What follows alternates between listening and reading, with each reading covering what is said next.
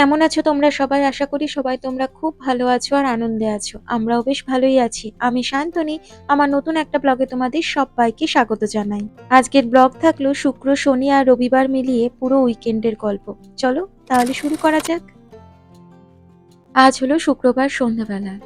Somnath office থেকে চলে এসেছে আর ঘড়িতে বাজে ঠিক 7টা। আমরা রেডি হয়ে বেরিয়ে পড়েছি।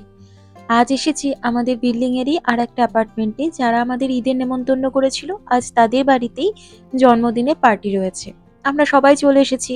সবাইকেই তোমরা চেনো মোটামুটি। মোহিত আরমানও এসে গেছে। সবাই মিলে প্রথমে শুরু হলো স্ন্যাক্স খাওয়া, তারপর বেশ অনেকক্ষণ ধরে গল্প, মনোপলি খেলা হলো।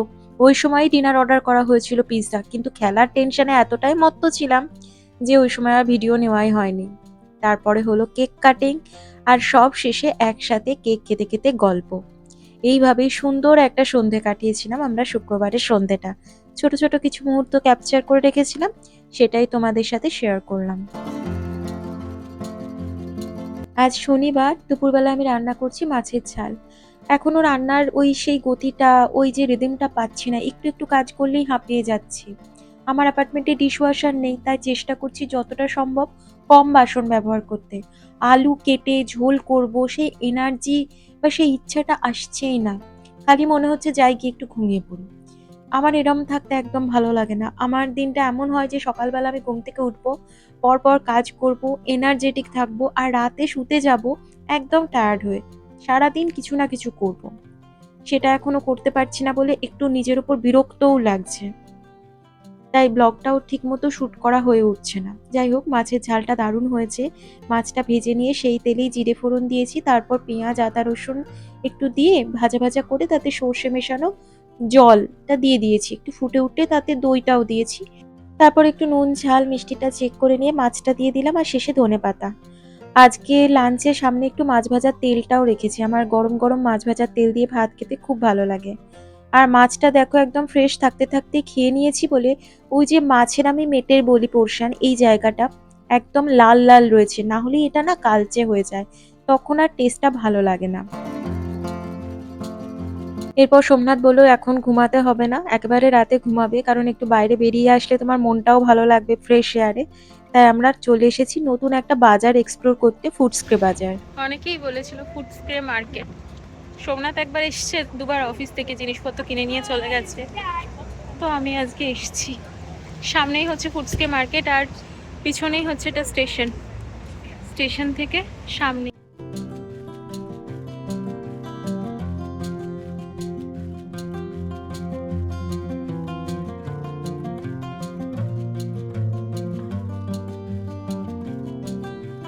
আলুর দাম বেশ কম দেখলাম। যে আলুগুলো আমরা জেনারেলি খাই সেই আলুগুলো $5.5 5 কেজি। দুটো ডাব এখানে বিক্রি হচ্ছে $6, আর এক একটা হচ্ছে $3.5। বেশ কম দাম, কারণ আমরা ভিক্টোরিয়া মার্কেটে $5 করে এক একটা এরকম ডাব দেখেছি।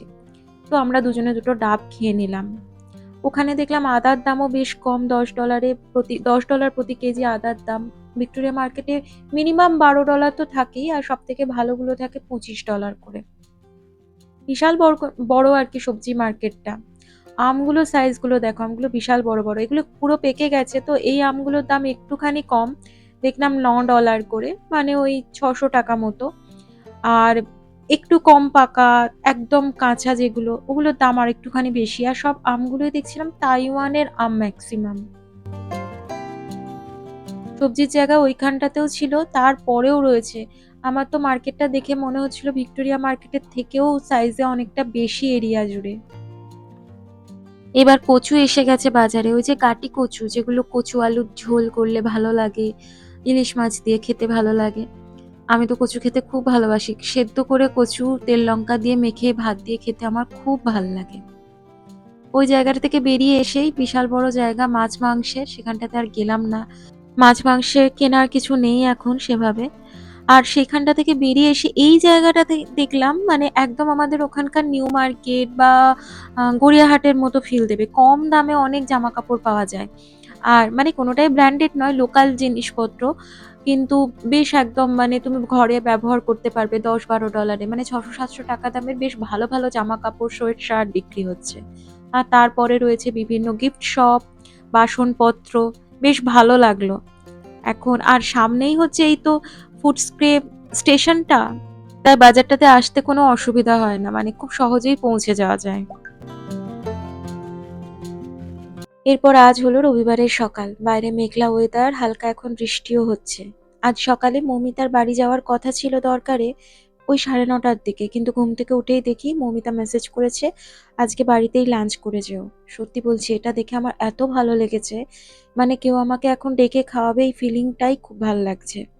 আমায় রান্না করতে হবে না, তাই এক মুহূর্তও ভাবিনি। আমি বলে দিয়েছি ঠিক আছে আজকে তাহলে এখন সকালে যাচ্ছি না, দুপুরেই আসছি।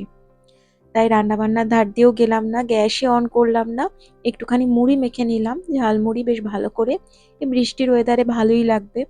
সাথে 1 কাপ চা। সোমনাথ আবার দুধ চা খাবে না, তাই জন্য আমি 1 কাপই করেছি। আমি হাত দিয়েই খাবো, কিন্তু ও খাবে চামচে দিয়ে, মুড়িটা চামচ দিয়ে খাবে। বেশ এক পশলা বৃষ্টি হয়ে গেছে, আর দেখো বৃষ্টির জলটা এখানে কিরকম আটকে গেছে। এই যে এখানে ড্রেনেজ সিস্টেমটা আছে, ওইখান দিয়ে জলটা চলে যাওয়ার জন্য কিন্তু গাছের পাতা পড়ে ওইখানে ড্রেনেজ সিস্টেমের জলটা পুরো আটকে গেছে। এবার আমরা চলে এসেছি মৌমিতার বাড়ি, আর ভিউটা দেখে তো তোমরা চিনতেই পারছো, এই ভিউটা অসাধারণ। মৌমিতা এখানে রান্নাবান্না করছে, এখানে চিংড়ি মাছটা ম্যারিনেট করে রেখেছে, আর সাউথ ইন্ডিয়ান স্টাইলের একটা চিংড়ি মাছ রান্না করছে, আর এদিকে করছে চিকেন। আমি কিন্তু চিকেন টিকেন খাবো নাই বলেছিলাম, ও আমায় বলেইছিল ডাল করছে, পোস্ত করছে, আর চিংড়ি মাছ করছে। এবার আমি পোস্তটা শুনেই আমি বলেছি যে হ্যাঁ আমি চলে, পোস্ত আর ডাল দিয়েই ভাত খেতে আমি যাব, কারণ আমার না মিক্সার গ্রাইন্ডারটা কদিন হলো খারাপ হয়ে গেছে, তাই জন্য আমি পোস্ত বেটে পোস্তটা করতেও পারছি না, বেশ অনেক দিন খাইনি, তাই পোস্ত শুনেই আমি আরো হ্যাঁ করে দিয়েছি। এখানে খাবার রেডি হয়ে গেছে, চিকেন, এটা চিংড়ি মাছ কিছুটা বাটিতে তোলা হয়েও গেছে, ভাত হয়ে গেছে। জমিয়ে দুপুরবেলার লাঞ্চ হবে আজকে, রবিবারের দুপুরবেলা বলে কথা।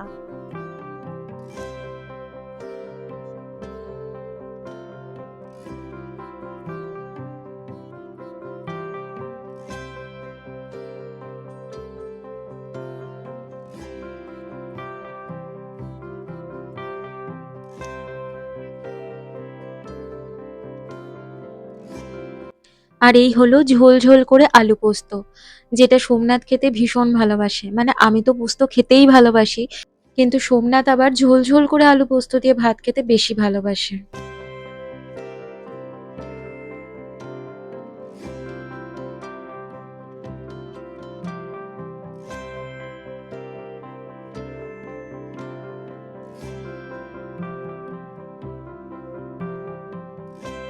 সৈকতদা, কেমন রান্না হয়েছে?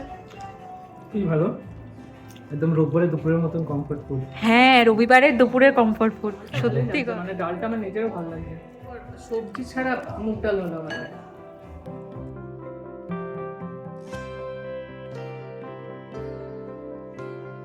আমি রান্নার আলাদা করে কিছু বলবো না, আমার অসাধারণ লাগছিল প্রত্যেকটা খাবার। আর কেউ আমাকে দুপুরবেলাতে রান্না করে পাত পেরে খাওয়াচ্ছে, এটাই আমার জন্য এই মুহূর্তে অনেক। চিকেনটা একটু অন্যরকম টেস্ট হয়েছে, কিন্তু ভালো লাগছে বেশ। ভালো লাগছে। আরো সস্তা। মৌমিতা, কেমন লাগলো খেতে? ভালোই হয়েছে, সবই ঝোল ঝোল হয়ে গেছে। কতদিন পর ভাত খেলে? ভাত না না, কালকে দুপুরে খেয়েছি। তার আগে আবার এক সপ্তাহ আগে তার আগে আবার এক সপ্তাহ আগে খেয়েছিলাম, যখন ভাইরা ছিল তখন লাস্ট বিরিয়ানি খেয়েছিলাম, তারপর গতকাল খেয়েছিলাম। শেষ পাতে ছিল টমেটোর চাটনি কাজু বাদাম দিয়ে। বাবা, এরকম দেখে দেখে এমন কিছু জিনিস নেই ওটা নিয়ে ভিডিও। গিফট মাত্রই ভালো, তার আবার ভালো খারাপ কি, বাহ কি সুন্দর দেখতে, ভীষণই কিউট লাভ শেপ প্লেট। এটা একটা সুন্দর দেখতে সার্ভিং ফিশ, বাহ খুবই সুন্দর। এমন কিছু নেই, এর থেকে আর কি হবে, এত সুন্দর গিফট। ভীষণ পছন্দ হয়েছে মাছটা। মাছটা এর কিউট না? আমি তো পাইসিস। পছন্দ হয়েছে? হ্যাঁ ভীষণ সুন্দর হয়েছে। Very interesting shape. হ্যাঁ মানে আমি দেখিনি আগে এরকম প্লেট, এটাও খুব কিউট দেখতে, একে খাবার থেকে সাজিয়ে রাখার মতোই ব্যাপার। ওই তুমি তো সার্ভ করতে পছন্দ করো ভালো করে সুন্দর করে, ডিপস দেবে। ডিপস ফিপস গুলো দেওয়ার জন্য নিয়েছি।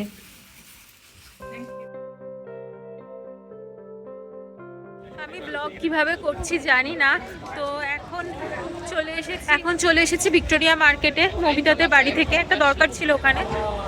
তো চলে এসেছি, বাজারটা করে একেবারে বাড়ি ফিরবো।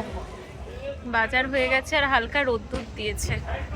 সারাদিন আজকে বৃষ্টি বৃষ্টি ওয়েদার ছিল, এখন রোদ্দুর উঠেছে। এবার বাড়ি ফিরবো।